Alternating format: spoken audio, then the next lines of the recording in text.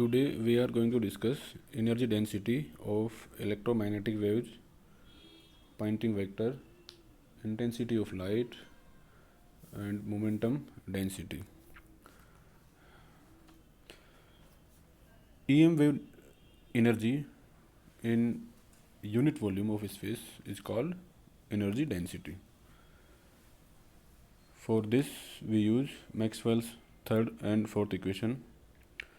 देखिए यहाँ पर थर्ड इक्वेशन है del cross E equals to minus del B upon del T, और मैक्सवेल फोर्थ इक्वेशन है वो del cross B equals to mu J plus mu epsilon del E upon del T. इनको use करके हम energy density को प्राप्त करेंगे।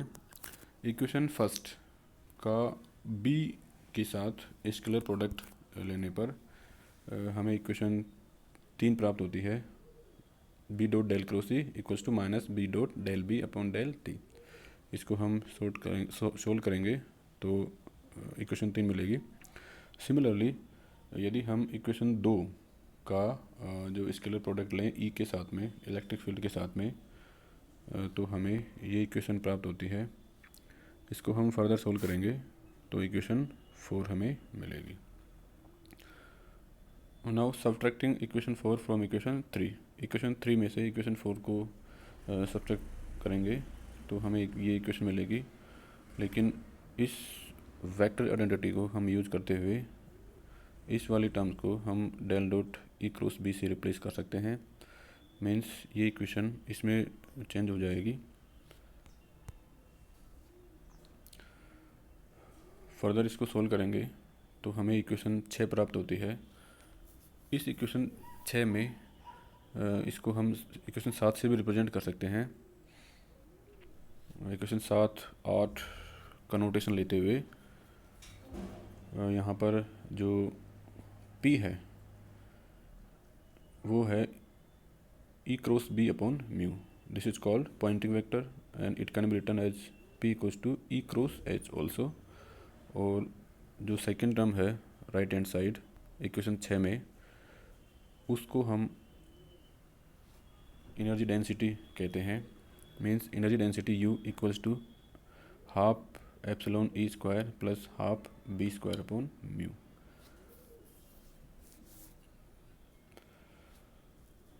यहाँ पर इक्वेशन 7 का इंटीग्रेशन करेंगे over a volume V bounded by A close surface S। Equation 7 को हम इस तरह से लिख सकते हैं। इसका इंटीग्रेशन लेते हुए इक्वेशन 10 में हम गॉस डाइवर्जेंस थ्योरम लगाएंगे। गॉस डाइवर्जेंस थ्योरम है वो वॉल्यूम इंटीग्रेशन को सरफेस इंटीग्रेशन में चेंज कर देता है। तो इसके बाद में हम इक्वेशन 11 को प्राप्त करते हैं। बिकॉज यदि हम फुल स्पेस की बात करें तो इनफाइनाइट डिस्टेंस पर जो इलेक्ट्रिक और मैग्नेटिक फील्ड के एम्पलीट्यूड्स हैं वो 0 हो जाएंगे। तो इस केस में जो ई क्रॉस बी है, integration of E cross B और V volume dot D S equals to 0। तो इस केस में जो फर्स्ट टर्म है इक्वेशन 11 में, ये वाली ये 0 हो जाएगी। तो जो रिमेनिंग टर्म्स है इक्वेशन 11 में उसको हम इस तरह से प्राप्त करते हैं। सिंस यहाँ पर जो ई डॉट जे है वो रिप्रेजेंट करता है rate of energy decreases due to charge flow from unit volume. किसी यूनिट वॉल्यूम से चार्ज फ्लो होने के कारण एनर्जी में कम होने की rate E dot J represent करता है। मीन्स इसको हम इस तरह से रिप्रेजेंट कर सकते हैं, इस तरह से, इस इक्वेशन से। मीन्स यहाँ पर U है वो माइनस W के बराबर है, और U है energy per unit volume. Per unit volume में एनर्जी का मान U कहलाता है, और इसको हम एनर्जी डेंसिटी से रिप्रेजेंट कर सकते हैं। अब इक्वेशन 9 से, इक्वेशन 9 ये रिप्रेजेंट करता है U, और इससे हम देखेंगे आगे। U equals to epsilon E square upon 2 plus B square upon 2 mu. हम जानते हैं कि बी और ई में जो रिलेशन होता है वेलोसिटी के टर्म में, वो इक्वेशन 15 से रिप्रेजेंट कर सकते हैं। बी को ई की टर्म में लिखने के लिए हमें इक्वेशन 15 को यूज़ करना होगा। इसके बाद में हमें इक्वेशन ये वाली मिलती है एनर्जी डेंसिटी की, means energy density equals to epsilon E square upon 2 plus E square upon 2 mu V. Here V is the velocity of EM wave. इसको हम परमिटिविटी और परमेबिलिटी के फॉर्म में भी इसको लिख सकते हैं। यहाँ पर बी को ई की टर्म में लिखने पर हमें जो सबसे ऊपर इस स्लाइड में इक्वेशन दिख रही है वो मिलती है। फाइनली हम एनर्जी डेंसिटी को इक्वेशन 16 से रिप्रेजेंट कर सकते हैं, U equals to epsilon E square joule per metre. यदि हम एवरेज एनर्जी डेंसिटी को प्राप्त करना चाहें तो एवरेज डेंसिटी के लिए हमें दोनों तरफ मीन लेना होगा, और क्योंकि हम जानते हैं कि ई है उसको हम E naught sine omega T minus k से रिप्रेजेंट कर सकते हैं। तो यहाँ पर इसका जो मीन लेंगे तो ई स्क्वायर के लिए जो साइन स्क्वायर थीटा है उसकी मीन वैल्यू हाफ होती है। तो फाइनली जो एवरेज एनर्जी डेंसिटी है उसको हम इक्वेशन 18 से इस तरह रिप्रेजेंट कर सकते हैं। अब जो फर्स्ट रिजल्ट है इसका वो है एनर्जी फ्लक्स। देखिए एनर्जी फ्लक्स है उसको हम पॉइंटिंग वेक्टर से भी रिप्रेजेंट करते हैं। Poynting vector means electromagnetic waves के प्रोपागेशन की डायरेक्शन के परपेंडिकुलर जो स्पेस है उस के यूनिट एरिया से जो वेव एनर्जी के फ्लो की रेट है उसको पॉइंटिंग वेक्टर कहते हैं। पॉइंटिंग वेक्टर के लिए जो एनर्जी डेंसिटी फार्मूला है वो दिखाया गया है। ये टोटल एनर्जी को हम इस तरह से रिप्रेजेंट कर सकते हैं, इसका इंटीग्रेशन करके rate of flow of wave energy, इसको हम टाइम के साथ में इस तरह रिप्रेजेंट कर सकते हैं। So finally we get this equation minus del W upon del T equals to this one. और इसको हम सोल्व करेंगे तो यहाँ पर इंटीग्रेशन, यहाँ पर जो डिफरेंशिएशन है ई स्क्वायर का उसको हम इस तरह सोल्व करेंगे, और सिमिलरली जो बी स्क्वायर है उसको भी हम इसी मेथड से सोल्व करेंगे। तो फाइनली हमें इक्वेशन 19 प्राप्त होती है।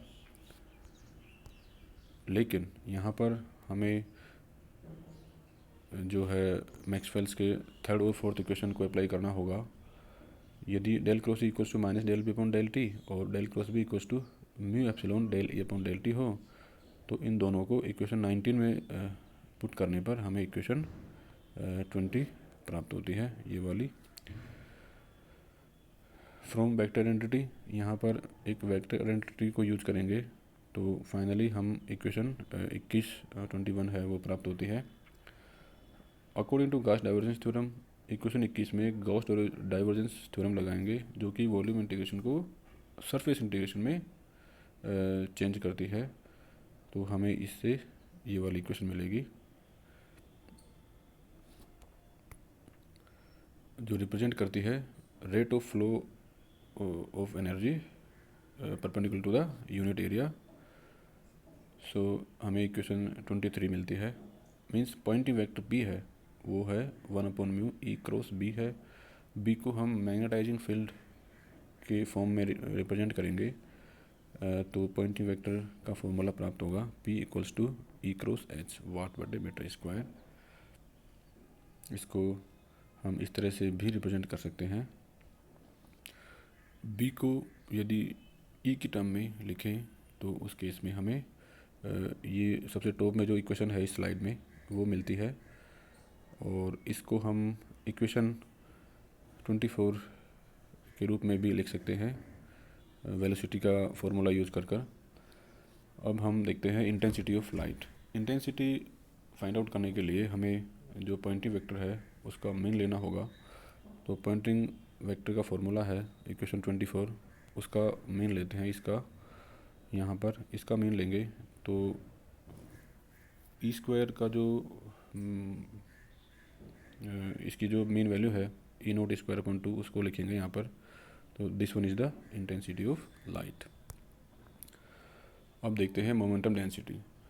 देखिए, जो इलेक्ट्रोमैग्नेटिक वेव है वो अपने साथ में एनर्जी और मोमेंटम को कैरी करती है। यदि किसी सरफेस पर, जिस सरफेस पर ईएम वेव इंसिडेंट हो रही है, उस पर जो जो टोटल एनर्जी ट्रांसफ़र की है उस सरफेस को, वो यू है, और उस वेव की वेलोसिटी वी है, तो उस पर, उस सरफेस पर जो एक्सर्ट जो प्रेशर है पी, उसको हम 26 से रिप्रेजेंट कर सकते हैं। मोमेंटम डेंसिटी को रेडिएशन प्रेशर भी कह सकते हैं। यहाँ पर जो U है वो टोटल एनर्जी को रिप्रेजेंट करता है, और P है 26 में वो मोमेंटम को, या कह सकते हैं रेडिएशन प्रेशर को, और V velocity of light. So U equals to epsilon E square. यहाँ पर टोटल एनर्जी, इसमें इस एनर्जी में इलेक्ट्रिक फील्ड और मैग्नेटिक फील्ड दोनों के कारण जो एनर्जी है, टोटल एनर्जी है, वो दिखाई गई है। इसको हम 26 में लिखेंगे तो हमें 27 इक्वेशन मिलेगी। लेकिन यहाँ पर जो एप्सिलॉन ई स्क्वायर है वो पॉइंटिंग वेक्टर को रिप्रेजेंट करता है, means this one is Poynting vector, और पॉइंटिंग वेक्टर को हम इससे भी रिप्रेजेंट कर सकते हैं ई क्रॉस बी अपॉन म्यू से।